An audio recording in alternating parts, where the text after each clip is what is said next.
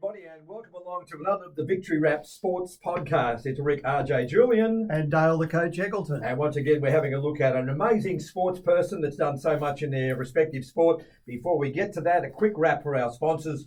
Thanks to Blue Lagoon Beach Resort at Batto Bay, and a brand new sponsor that's coming on from the next 4 weeks, Lates Printers at Tuggerah. No connection to anyone in the room, but we're going to talk about them as well. All right, Coach, this guy that we are about to talk has an amazing record in the ocean and the pool. Yes, RJ, Paul Lemmon. His longevity and success in the sports of surf lifesaving and swimming at the elite level are both amazing and inspiring. A brief snippet of his achievements are he's the 4 times Sport New South Wales Masters Athlete of the Year. He's the 12-time Surf Lifesaving New South Wales Masters Athlete of the Year and 2 times Masters Swimming New South Wales Male Swimmer of the Year. In 2019, he was inducted into the Surf Lifesaving Australia Masters Legend Hall of Fame. 2015, he was become a life member of Surf Lifesaving Central Coast. In 2000, he was awarded the Australian Sports Medal for services to lifesaving. He was the Masters Swimming Australia Male Swimmer of the Meet at the 2009, 2012 and 2022 National Championships. And there's more. But it's an honour and a privilege to welcome Paul into the studio today. Thanks for being with us, Paul. Thank you. It's a privilege to be here. And I've heard quite a few of the other podcasts and we all have some connection. It's quite amazing. The Central Coast, it's a large place, but I have some sort of a connection through sport, through all of them, from Matt Simons, who is your number one podcaster. I taught his children at school, Darcy and Will, and also at the last one that you had, Ali Broadbent. I grew up with her husband, Paul, who I've been great friends with, and his brother, David. Mate, our podcasts normally go for about 45 minutes, but your record, this could go for a day and a half. You hang around the sport for long enough and your record can, it's been, I just heard what you said then, you don't realise until, I've been around for a few years, put it that way. Paul, you were born in Gosford. Let's take us back to those early years. Other sports you played and your introduction to swimming. I remember meeting up with you a couple of weeks ago. It was quite interesting down the Eggleton Wharf where you took a liking to the water. Exactly. That's where it all began, actually. As a toddler, our family were out for the day, just enjoying ourselves, enjoying the Central Coast. We're very fortunate to live here. And me, I think I was about 3 years old, decided to take a jump off the wharf, don't I? No background, and I took a liking to swimming straight away. And my father, fortunately, him being a qualified surf lifesaver and swimming himself, he had to jump in and get me. And he said to my mum, I think Paul better start getting some swimming lessons. And so they took me off to Gosford Pool, and I got started straight away on the swimming lessons under the tutelage of my first swimming coach, who I actually run into sometimes, Len Cook, the Cook family, and he says to me till this day when I still see him, I always run into him at Australian surf titles because he competes for Currumbin in Queensland, and he always says to me, well, when I used to coach, you used to have your head out of the water all the time. And he actually taught me, my first stroke was actually breaststroke. That was the stroke that came the most naturally to me. And he said, yeah, because you used to have your head out of the water all the time. What is it about, the swimming and the surf life-saving that you've just loved for such a long period of time? I mean, from 3, are you still competing now? What is it that you've loved so much about it? I don't know. Some people call me a merman, but I just love the water. Always have, always will, so to speak. I know for me personally, and I live near the water. I have always just enjoyed being around water and near the water, but most importantly in the water. I find if I don't get in the water or do some form of activity, whether it be swimming, surfing, paddling, I find that I get a headache. I'm just so addicted to the water, and I just absolutely love it. And it doesn't have to be necessarily swimming, but even just surfing or paddling or floating or whatever. I just love the water. Well, Paul, we touched on your amazing career early, but when you started at the Gosford Pool and at Gosford Primary, you had another friend at that time, a good friend that went on to do well at his sports too. Tell us about that friendship. Yeah, well, when I was in Gosford Primary School, back in those days, Gosford Pool was like about a 5-minute walk from the Gosford swimming pool. That was Gosford Public School where I attended. And my best mate in primary school, we were in the same class at school, was Ross Clark Jones, who went on to become on the professional circuit for surfing and stand-up surfing. We've been on our own separate, different journeys, but back then we were best mates, and we used to head off down to after school, head off down to Gosford Pool and join in the swim squad with like I said, Lenny Cook and his father Ollie, who were both great coaches to me as I was growing up. And Ross and I used to go down there, and we were members of the swimming club. Okay, so he's carved out a career in big waves. I remember you talking about being an obsessed, and I remember seeing something with Lan Hamilton, and he said, "What's it like when someone asked him, what's it like when there's no surf?" He said, "It's like when you're slaying dragons and there's no dragons." Exactly. So you go through this, withdrawal symptom. Has it been like that for you when you can't get in the water? Yeah, absolutely. I find that if I'm a day or two out of the water, you're not yourself. That's for sure. Paul, as a youngster, combining, when nippers, when you started to get competitive there, and swimming in the pool, was there a time when you thought, I may have to choose between both if they clashed, like championships for swimming or surf life saving, or how did you manage to be able to keep doing both? Yeah, there's been times where I've had to concentrate on one or the other. Like when I was competing many years ago at professional level in Ironman, I was given lots of options. Like I know my coach at that time, my swim coach, Gary Toner, who I looked up to, he wanted me to become an open water swimmer and was trying to push me in that direction. But at that same time, had got to the into professional Ironman series, so I could have gone one way or the other. But I just enjoy the surf life saving and the variety and in it, and the social part of it as well. A lot of your contemporaries, when you were, growing through the ranks, would have retired by now, but you've kept going. What's been the driving motivation for you to keep competing? Now you're into the 55, 59 age group. So what's been the motivating factor for you, do you think? The motivating factor for me is that I enjoy it. I just enjoy that. And I go out in competition now.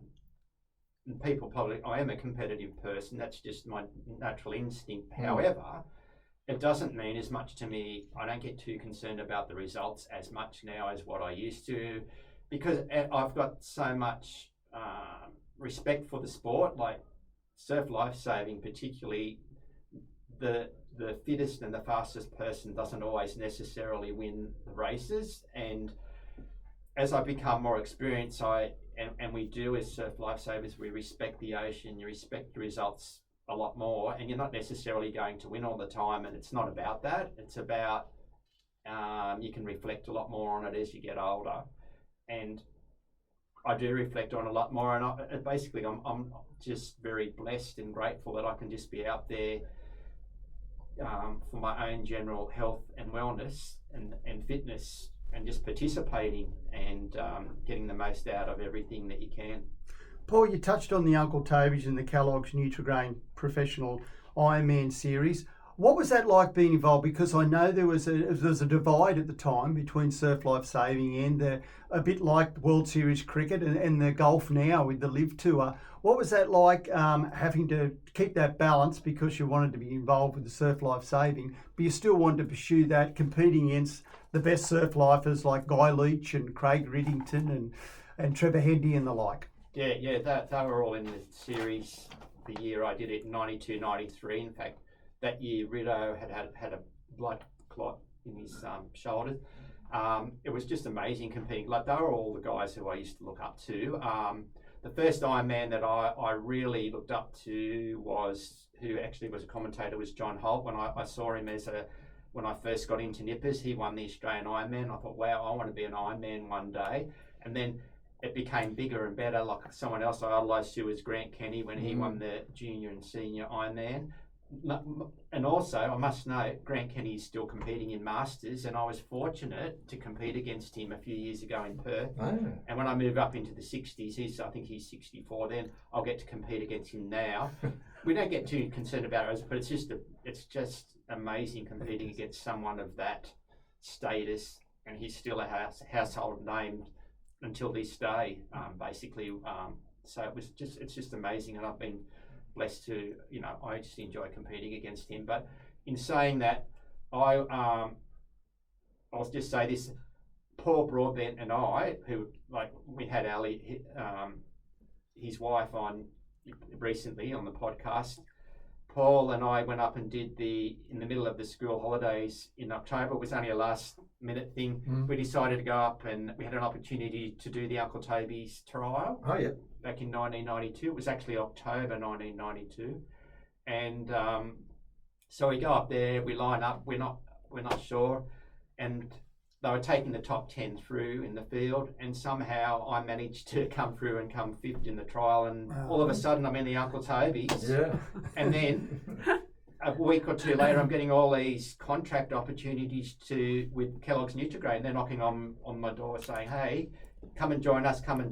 So I had to make up my mind what way I was going to take, because I thought, well, at the time the Uncle Toby's was huge. Like everyone, it was you look at Ironman racing these days, but you look at it back then, and it was a lot of the public seemed obsessed with it. Well, it was the coverage they were getting through the media as well. Yeah. And I look back on it and I'm thinking, wow, but at the time, a lot of people, I had a full-time job, and I was studying my postgraduate degree in teacher librarianship. I was doing a whole heap of other things in my life, and then I'm competing against guys in this series that are full-time professional athletes. Like that's their full-time thing. And I look back in it, I'm glad I did it that way. I think it's very important. I can't emphasise it enough for all the youth of the current generation, that you need to get some sort of a career or study behind you. That is so important, particularly now. I don't think in surf lifesaving and surf sports and even swimming, there isn't the prize money or the money around that there used to be. So I think it's really important to get a career, and I'm so pleased I took that direction. But I was tempted, very tempted. I thought, what if that's the only thing I would have, but I wouldn't have had the career, because a lot of people at the end of their Ironman careers, they probably weren't earning even as much money as what I was. They had nothing to go to after 4 or 5 years. Whereas I could go and do a casual day of teaching and earn however, I don't know how much it was a day, but I could still go back and I had a career. Yeah. All right, back with more of our sports podcast with Paul Lemmon. But let's give one of our sponsors a bit of a wrap. And Blue Lagoon Beach Resort, the best holiday waiting for you at Blue Lagoon Resort at Batteau Bay. So many great features, attractions, absolute beachfront location looking over the Pacific, a choice of beachfront, ocean view and garden cabins, premium powered caravan and camping sites, an outdoor heated pool and spa complex so you can swim all year round, close to cafes, clubs, restaurants and shops, modern facilities, heaps of activities for the whole family, a short stroll to Shelley Beach, plus a bushwalk through the national park that looks over the resort. You'll love Blue Lagoon Beach Resort, everything for that perfect getaway. Visit their website, bluelagoonbeachresort.com.au, book online and you'll save as well. Paul, we talk about your time in those professional ranks in the Ironman, and to compete in that, you've got to be good running, board, ski, swimming in the ocean to be able to do that. It's important in your training that you've got training partners that have the same determination and drive and focus as you have. How have you found that over the years, beside the Ironman, to make sure you get the right training partners that still want to go out in that surf in wintertime when the degrees is a bit low? How have you found that? Well, at the time, like I said, I was training. I had a swim coach, Gary Tainer. He helped. He was great, and my first swimming coach was really good too, who helped me get to a high level. That was my original coach, Les Lazarus. Yep. He taught me a lot, and it was very harsh though. Things were different back in the 1970s and 1980s. Like as coming up through the teenage years, if you didn't do things right, he'd pull you out by the hair. Can you imagine that a swim coach doing that to you now? It's probably the reason why I've got no hair. He took it all. He took it all. He's up there in heaven with Dad looking down. Okay. No. Still got a club of your hair up there with him. But him, and then Gary took over Les as the swimming coach. But so we had, and then this is the thing. I never had. A lot of people don't realise. I never had a surf coach, and so because I was on the Central Coast. I was probably I was the first professional Ironman on the Central Coast. It was unheard of in the 1990s. So it was huge, I think, for the Central Coast back in those days to actually have someone from the Central Coast competing in the Ironman series. And I actually spoke, when I was there, the race director of the Uncle Toby's that year was Rod Taylor, and he was coaching Guy Leach, Brett Tyke. He had a group of Ironman at Manly, and I was thinking one stage, but I also had a job up here, so I couldn't go down there. But he used to sort of mentor me a little bit and give me ideas of what I had to do. So, when I was preparing for, the Uncle Toby's was very endurance based. They were 2-hour Ironman races, a lot of them, or long distance quadrathon races of each leg, like the swim, board, ski, run, like 20 minutes each leg. It was very an endurance based. Which sport in that series, whereas the Nutrigrain went on to become, which I went on to do in a few years' time. I found that suited me a lot better because I found that you didn't have I didn't have the time.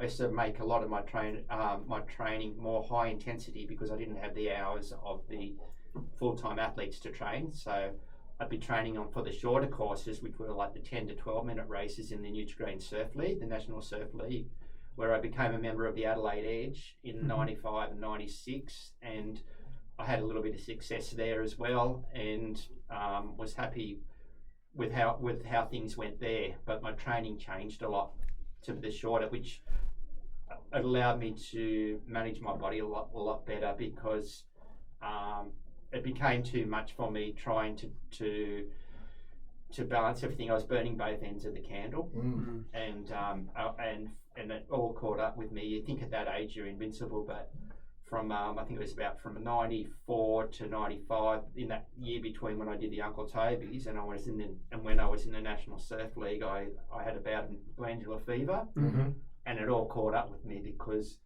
I was just doing too much. I was trying to compete at professional level, but I was also in the teaching profession. So I thought, well, a great opportunity came up for me to go into the National Surf League with the Kellogg's Nutrigrain, and I got to compete against Darren and Dean Mercer and Brad Stokes, some really good Ironmen, and it was a lot easier on the body, and it didn't take as much out of me. What about, take us through a typical training week, Paul, for you? Are you still training 4 to 5 times a week? You're still doing, on average, 3,000 to 5,000 metres in the pool. What's a typical week for you, even at this age? Yeah, well, it's definitely changed, particularly since I've been over 40. My recovery levels aren't the same as they used to be, with the priority now being keeping healthy and uninjured. Injuries, you have to really manage your body and look after yourself, and my training has changed dramatically, and I think also sports science has changed a lot as well, even for the elite athletes, having been a coach myself, and just researched and professionally developed myself as a surf sports coach, performance coach.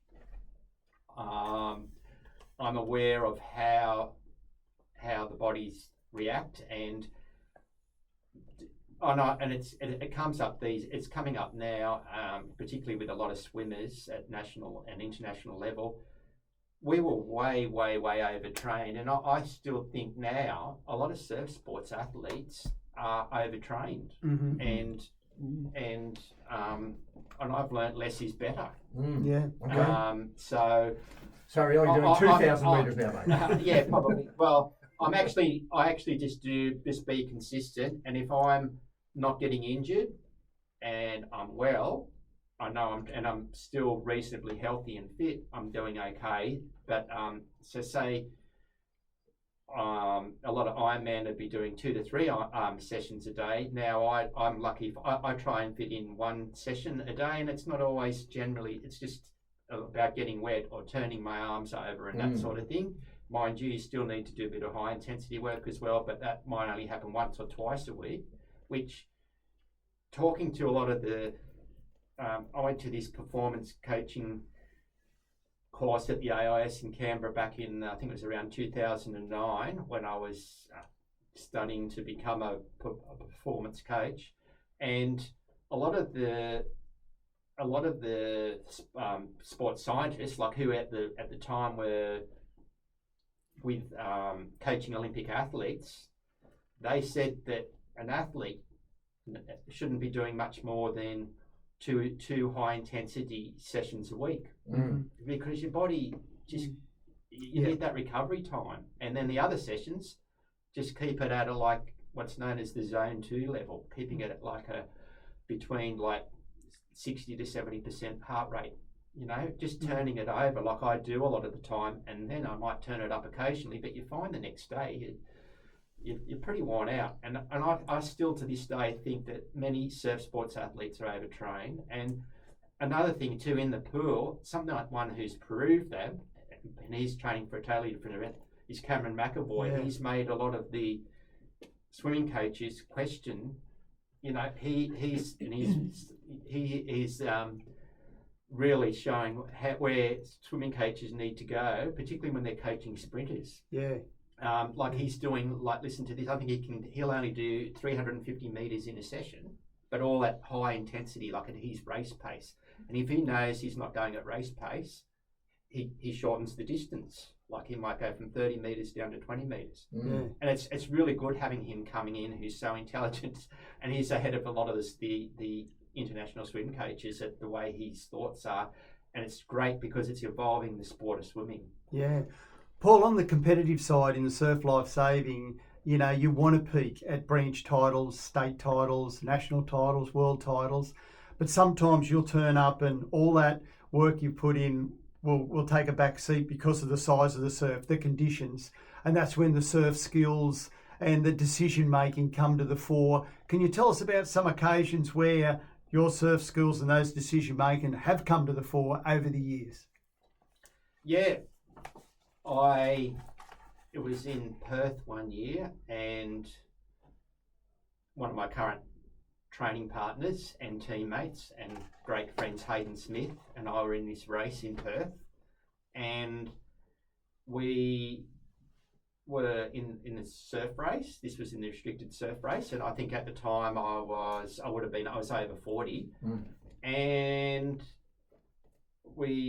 this is where our surf skills came into practice, and we came in we did the surf race, and I came in on this caught a wave from out the back, and so did Hayden, and we both beat Kai Hurst in a surf race. And that I know Kai's a better surf swimmer. He's the best, arguably the best open water / surf swimmer ever. Like he's won, and he's actually a former Central Coast athlete, someone who I know really well, and I know his family, like his brother Dane and Kerry and all their families. They're a lovely family, and Kai the legend. We beat Pat, and it very rarely happened. We know he was the best, but that's where we used our skills and made the most of the conditions. Talking about the open ocean, you've been mentioned or noted that one of the best places you've ever swum was open ocean in Italy, where you were swimming between some ancient villages. Take us through that experience for you, Paul. That was amazing. After the Masters World titles in 2012, a group of swimmers, Masters swimmers from Australia. Yep. We went over to the Mediterranean Sea, Cinque Terre, and it's about a kilometre. I don't know if any of the listeners have been out there before, but it's about a kilometre between each village. And us being swimmers, we had some people on the train that went between the villages, and we swam between each village in the clear waters of the Mediterranean Sea. And if you're ever travelling, that's the sort of thing I love to do. Yeah. And we love to do as swimmers. And it was just a very unique experience. We all swam together. The water was clear. There was lots of marine life that you don't see here in Australia around. And you'd actually swim into these ancient villages, and you'd see all the old buildings, like they weren't, a couple of 100 years old, but they were thousands of years old, and restored by the Italians. And you'd see all the mountains behind that, and it was just amazing. It's such a unique experience, and it's a great memory of mine. Oh, certainly would be, Paul. Yeah, we talked about, now managing and being able to manage your body and self, but that's why you're still going into sport. But we'll just let the listeners know that you're 30 times ILS World Masters gold medalist for individual and team events, and 134 times Australian Masters gold medalist for the ocean events and the pool rescue. That is an amazing record, Paul, that you should be so proud of. We've let a few secrets out, but what is the major secret of why you've been able to continue to strive to be able to achieve these? Because it's easy to say, well, I've done my bit, I've done enough, but you continue to have that determination. What is it? What's that ingredient? Yeah, well, you hang around the sport for long enough, and that's basically what it is. I've been around for a few years, and I think it's about leading a balanced lifestyle and balanced life.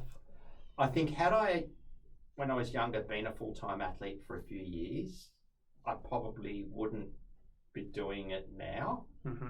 That's how I see it. If I would have been full-time, and would have been looking, doing other things. But I've had little breaks. I give myself good breaks here and there between seasons and that. And I do a variety of things. Like, I just don't do master swimming, or I don't just do surf life saving. I do a variety of things. Like in surf life saving, I do a variety of events. I do ski paddling, board paddling, surf race, Ironman, and team events. And then I also do other things on an offshoot of that. I do pool rescue, even though I'm not as good at the shorter events and I'm not a sprinter. I still get in there and have a go. I'm not as competitive at that, but I get in there and have a bit of fun and enjoy being around the people, like-minded people, because the social aspect and the memories you create are the most important. Of all the awards that you've won, whether it's state, national, world, what one or two stand out for you as something special? I think something for me that's super special was my first ever I competed in the Masters, my first ever Masters World titles back in 2000, which is 25 years ago, easy to remember. And it was at Manly, and I had a fairly good competitor who I came up against. It was my first world titles. Like, it's a big thing when you're competing in your first world titles. And it was in the Masters, and it was big for me. And even though I'd competed at professional level, that's a good thing. I sort of ended my professional career sort of in my late 20s, and I could go into Masters, which in surf life saving starts at 30. So I went into that. And I line up, I'm on the line, and I'm competing against a good rival of mine, Darren Mercer. Mm-hmm. And Darren's regarded as arguably one of the best Ironmen in our sport. He's beaten one of many, and it was at Manly. And just I think a season or two before that, he was at the top of his game. He'd won the Australian Open Ironman. I think it was in 97 and 98. I think he won. No, 96 and 97. He won the Australian Ironman. So it was only a few years on, and it was a bit of a surf running, and which probably suited me because he was probably quicker than me. Or he was quicker than me at the time because I couldn't beat him in the professional series. So I just used my surf skills and I managed to hit the beach ahead of him in the Ironman and win my first World Ironman title. It was my first of 30, as it is now, Ironman titles. So it was quite amazing that that was sort of set the ball rolling and said, hey, you can do it, Paul. And I think a lot of it throughout my career, you see all these amazing competitors that you'd see on the TV, and I think a lot of it's, you realise as you get older, a lot of it's mental, it's in the head. You have to have that confidence and know that you can do it, and you know that you can compete against these really good guys. Well, we've had some great surf lifesavers here from the Central Coast too, Paul. You touched on Grant Kenny, one of your heroes that was the junior and senior. You were nearly that here on the Central Coast when you were the junior. Peter Noble, I think at the time, was probably the senior Ironman to beat here. But at the Branch Championships, you beat him, but there was someone else come across. But tell us about that experience, those mentors you had, and the surf that day at the Branch Championships. Yeah, first of all, I used to compete as a junior, and it used to be really good for me. In my age group, I used to sort of be in front a little bit. That was in the junior Ironman back in those days, which is equivalent to like under 19 these days, under 19, under 17 these days. I was trying to win the Ironman double at the Branch Championships, and I knew Peter Noble was definitely the one to beat because he was the best. And I used to compete against him frequently because he made me a tougher competitor. Like he just would do anything he could to get the better of you, but he used to make me strive, and because he was about 5 years older than me, and he was that bit more experienced. So I learned a lot off racing him. He was always very determined. However, at Shelley Beach this day was the Branch Championships. It was meant to be held on the Saturday, but because of the huge waves from the cyclone at the time, I forget what the cyclone was called, but it was a good 7 to 8 foot. So the surf had only dropped to about 5 to 6 foot the next day. So here we go. The Ironman, they decide to have a few of the events on the Sunday, don't they? So off I go. I go around the junior, and I won the junior Ironman that day at the Branch quite comfortably. Managed to get a win, get through the surf, and that day I could have ended up, the way the surf conditions were, I could have ended up not getting a place, but I managed myself quite well. And then the Open Ironman, I thought, oh, this is a chance, you never know what can happen here. I'll go in this Open, I've got nothing to lose. And I knew Peter, I thought, oh, Peter will probably win this quite well because his surf skills are phenomenal. And that day he'd actually won the swim, the board, and the ski race. So he was going to be hard to beat, tough to beat. However, because the conditions were like they were, I go out and I think it's I don't know whether, I think the ski leg was first. I get around the ski leg quite well, like fairly well. I think I'm coming in, in the top few places. And then I get off and I'm going into the board leg, and here's Peter Noble on the beach still trying to get out on the ski. He hasn't got out on the ski. Okay. And even though he'd won the ski, he was still like, oh, and it's a swim leg to go. And I'm thinking, I'm going to win the double here. I'm going to win. This is what I wanted. This is one of my goals for this, was to win both the Open and the Junior, just like Grant Kenny had at national level. But this for me would have been great for me just at branch level to win both of them.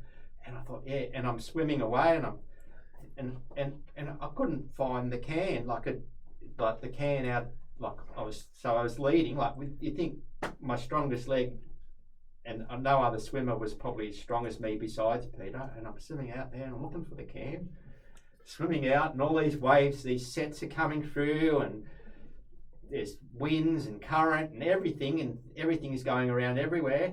And I'm out in front, I look around, I couldn't see any. Oh, and I look behind, the can's washed in, it's like 100 metres behind me. Meanwhile, I see a swimmer going around it, and it's it's John Lang from the entrance. He comes in and he wins the race unexpectedly, and here's me, and I ended up second, I was happy with that. But, and incidentally, I'm actually paddled in double ski races and competing team events with his brother Peter Lang, and he's one of the legends of our sport on the Central Coast as well. Yeah. And it was his brother that won the race, and I toddled up the beach in second. I think by that stage, poor old Pete, I think he had to give up. So, and their memories, it's not always about the winning or it's just memories like that are fun, and it's one of the reasons, that's what sport's about too. Absolutely. Yep. All right, back with more with Paul Lemmon very shortly, but let's give a wrap to Lakes Printers, one of our brand new sponsors of the Victory Wrap. If you need a printing job done, who would you pick? With over 85 years experience and the latest equipment, technology and innovations, Lakes Printers is the perfect local printer for any size printing work. They can provide 3 main print formats: offset, digital and wide format, backed up with a team of creative, experienced graphic designers. At Lakes Printers, they're here to help develop your business with their unique online web-to-print service. Plus, there's regular monthly printing specials. Lakes Printers, Ace Crescent, Tuggerah, people to see for any printing job, environmentally friendly printing company that's committed to using sustainable printing products and equipment. Call them today, 4353 1177. So many great memories and achievements in the surf, Paul. We go back to the pool. What's your greatest memories of achievements in the pool? Yeah, it wasn't until I was 45 that I had an opportunity in my life to go across and compete in the FINA World. It's now the World Aquatics, but it was the World Swimming Organisation now. Their championships, the Masters Championships in Riccione in Italy. And at the time I was training with someone who I've always been inspired by, a guy who just competed at the Paris Olympics, but he was a 14-year-old at this stage, and we were very similar in training. Brad Woodward. Oh yeah. Under coach Kim Taylor, he was one of my other someone who I really looked up to, and I loved having as a coach as well, as a swim coach. I was training with him at the time, and Brad had won a medal in his backstroke. He was becoming a national level backstroker in his age group, and we were so we could train with each other. And at that time, because he was a young, half the size of me, up and comer, we were a similar level, and we trained with each other. So I ended up going over there, and we were swimming similar times, so we could push each other and get the most of each other out of training. So it was so good. It was just perfect. And I went over there and did the event that he did, the 200-metre backstroke, and won the event over there, which really surprised me. I didn't go over there to win any championships or anything. I just wanted to do as well and as I could and do a good PB. But I went long course to 2:16, which was good for me at the time, and won the 200-metre backstroke in the 45 to 49 years in Riccione, and that's a great memory for me, just going over there and winning that championship, because I didn't expect it. Fantastic. Mate, despite, you're still competing, but you've proven to be a bit of a mentor and coach to countless surf lifesaving squads. You're still doing beach patrols at Terrigal. So, what are you enjoying most about the other side of swimming, not competing, but coaching? Yeah, well, at the moment, Ryan Quick's the head coach at Terrigal Surf Club, and I just help him out, and me and another guy, Adam Montgomery, we just help out with the board and ski squad there, and I love doing it and enjoy doing it and helping out where I can. And I also met Paul Broadbent, actually got me to come across to Terrigal. I think it was in 2003, where I went where I was the nipper coach for 5 or 6, the head nipper coach, and then he sort of mentored me through to becoming a surf coach, and I just enjoy it, and it's good that I can put a little bit back into the sport. And yeah, it's created lots of memories too, and I was blessed to have one of my nippers, some of my nipper competitors have gone on to become coaches themselves, and then if you're surf sports coaches themselves, and if they've done that, you're doing the right thing. So now I still help out. I'm not doing it in that. I think I did my fair share of coaching nippers and being the head coach of the Terrigal Surf Club for a few years. But something I really liked was some of the nippers that I coached went on to become professional Iron men themselves. One being Jack Moyes, who I for a few years there, I coached him all the way through. Like, he was a nipper that I coached, but I also had the privilege of coaching him when he was in the Ironman series, and I could use the experiences that I had to bring him through. And also, there's a couple of us, Paul Broadbent, Paul Stone, and myself also coached Amy Nerthen through to the series as well. Oh, yeah. So it's been great being able to have an input into, you can share experiences and you can help the younger ones out, like the youth out. Well, Paul, that aside, the competition, what you've achieved is unbelievable. But I think there's 15 affiliated clubs here on the Central Coast, Surf Life Saving Clubs. What is it about Surf Life Saving Clubs? It's so good. That environment of youngsters coming through from the nippers all the way. It seems like to have that family type supportive atmosphere. Yeah, it's a great atmosphere. Everyone's supportive of each other. And the thing is, in Surf Life Saving, you're all one big family and you're all there for the same purpose. And you're there to save lives. And that's what makes surf sport such a great thing. And if anyone's in trouble, you go and save them. Like, one day I was coming off the water.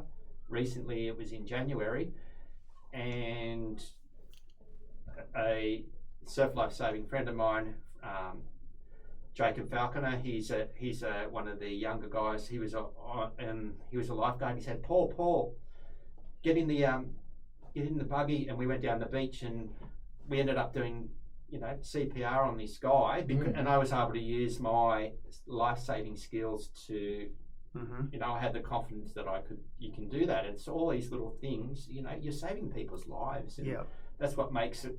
And then and I actually was, often when I'm training, I've had to do rescues, and you do rescues, and you're not expected or prepared. Like, you don't expect it to happen. You are prepared because of all these skills that you're learning, and that's why you're still fit, because you can go in and save someone's life, and it's exactly what makes it so great. Absolutely. Mate, you've been through the golden age of surf life saving. How would you describe surf life saving on the coast now? Is it as strong as it's been when you're at your peak and in years and years ago? Is it more nippers getting involved? How would you describe surf life saving on the coast now? I don't want to offend anyone, but it's just not what it was, and I'm concerned about it. I don't know whether it's because there's more sports to choose from, or whether society has changed, but particularly here on the Central Coast, it's not what it used to be, sadly, and I find that a lot of our elite athletes these days, you might coach them for so many years, and they head up to Queensland where the money is, the climate's better, but they can still. There's no reason why they can't still achieve things down here on the coast, but it's just a little bit tougher for them in winter, I guess. But I don't think it is what it used to be. Like, I actually think the Central Coast branch was probably at their strongest when I was started competing in Masters. Because we had the likes of Steve Munnery, Australian champion on the beach, Veronica Lee, Australian female runner on the beach. We had people like Amanda White, now Amanda Schofield, who was the Australian Open Surf Race champion. Christy Cameron, as she was then, who went on to move up to Queensland, but she was, and people like Sally Turner as a ski paddler. Like, there's so many great competitors in different areas. Daniel Shade, Chris Parker, the top of Avoca Beach competitors. And then people like that who were just phenomenal, and they were like Australian or world champions in their own age group. And that's where I think the Central Coast was right at the top. And we'd go often to the New South Wales Interbranch Championships, and we'd win. And Central Coast won it for quite a few years. We were top of the leaderboard in the state in that late 90s, early 2000s, which I think now we're lucky to get in the top cup, top few. We just can't compete against, particularly the Sydney Northern Beaches, who have clubs like Newport, who have like huge surf sports budgets, and it just seems to be now the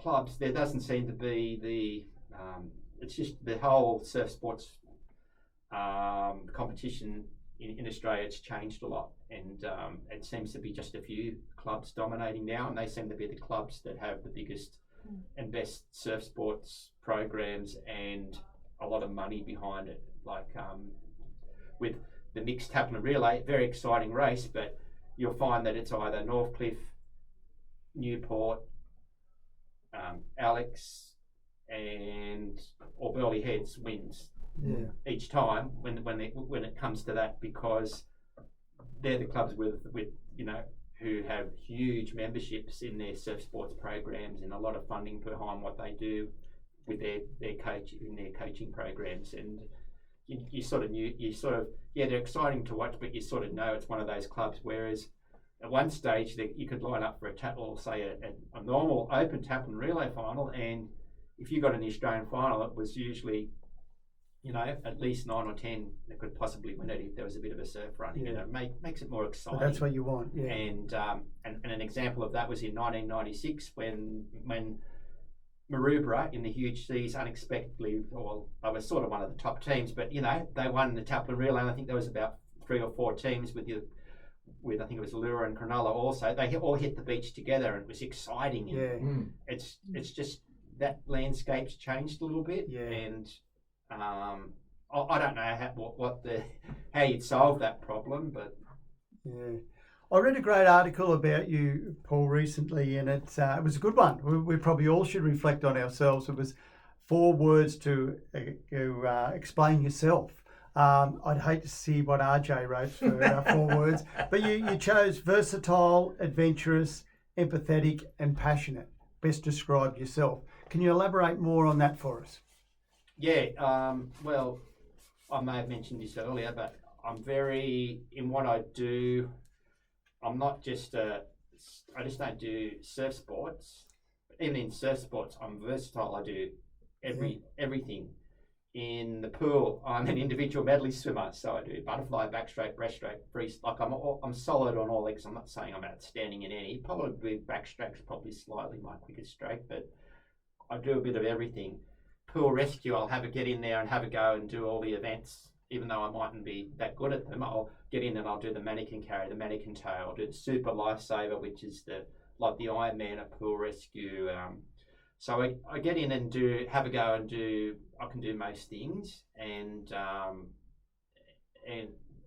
also I'm a very sensitive and empathetic person, but that's just my character, and I think it's great. The people who I have most respect for is people who just line up in their races, they put themselves on the start line, and they go in there and have a crack. Yeah. They get in there and have a go, and that's one of the things I love about master swimming. Like, I sometimes sit on the side of the pool and thinking, I look at an event that I would probably would never do is the 200-meter butterfly. It's the most painful event. Yes. Butterfly is probably my weakest stroke in the pool, and it's so taxing. It takes so much out of you. But then you sit on the side of the pool and you go to a Masters Carnival and you see these 75-year-old or over Masters competitors battling on and doing this event. Wow. And you think, wow, that's an inspiration. Just looking at these, you can be inspired by, these people doing these races. They're getting in there, they're having a crack and having a go at this. How good is this? And this is what master sport is about. It is about, them participating and getting in there and having a go and having a crack and enjoying it. Mate, just before we go, one question.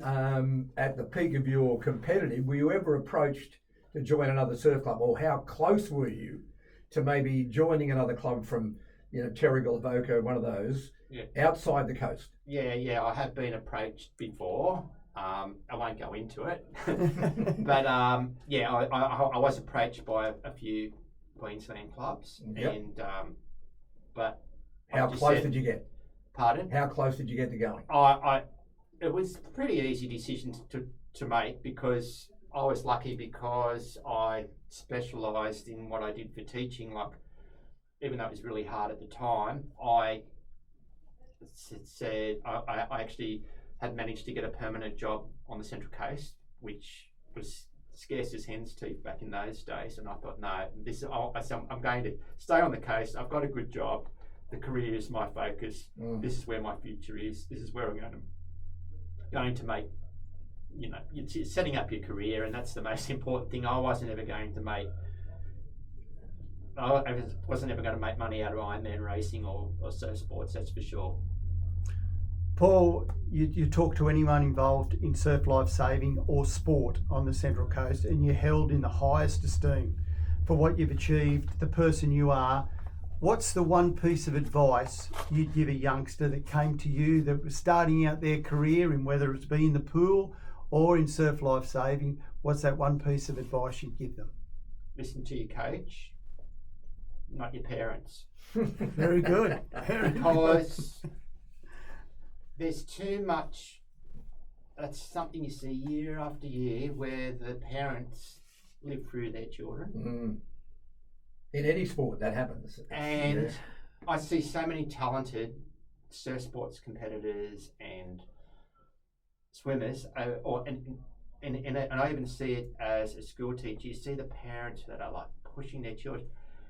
My parents fortunately never pushed me, and my mum has been so supportive. She's my number one supporter to this day. I love her like you wouldn't believe. And my father was always supportive but never pushy. And they just let you enjoy it. So please, parents, don't look. You see these parents, you see it happen year out, and it totally annoys me. And I even copped it myself when I used to cop it a lot when I was a nipper coach. I said, hey, you go and stand over there and you look after their home duties. You feed them, you get them. They do a great job. Like the parents that get what their dedication they show is amazing. Don't get me wrong. They do a fantastic job at getting their children to training and feeding them and making sure they do a great job. However, let the coaches coach and you be a parent. Good advice there. Now I'm figuring, mate, with all the medals that you've won, you've got them stored in a warehouse somewhere. Is that correct? I actually did an audit. I had an Australian the insurance company. Yes. And so if anyone, I've actually got almost, I had these my Australian belt everywhere. Yeah. I saved those ones, and I've actually got them stored under my bed. Any count? What are you up to? Well, that's how I knew I had 134 gold in pool rescue, team events, and all that sort of stuff. Amazing. Over the years. Anyhow, I appreciate, but something I really appreciate, and I want to say this before the podcast is out, is I've been an ambassador for Boss Ocean Sport skis, and I appreciate Reece Boswood, who looks after me with I never had this when I was in the Uncle Toby series, but I have as a Masters athlete. Reece Boswood has been really supportive of me, and he builds a fantastic ski, and I feel real comfortable in them, and he's been a real support to me as well as well as all my swimming coaches I've had. Fantastic. All right, mate. Well, it's been an absolute pleasure listening to all your achievements and your life in the water, the ocean, the pool. Congratulations on what you've achieved. It's absolutely awesome. I'm sure Dale and I are just in awe of what you've achieved over the years, mate. Congratulations, and great to have you as part of our Victory Wrap Sportscast this week. Yeah, as I mentioned, Paul, it's a privilege and a pleasure. Thank you very much. Yeah, thanks for having me, and all the best to everyone out there. Oh, that was fantastic. Beautiful.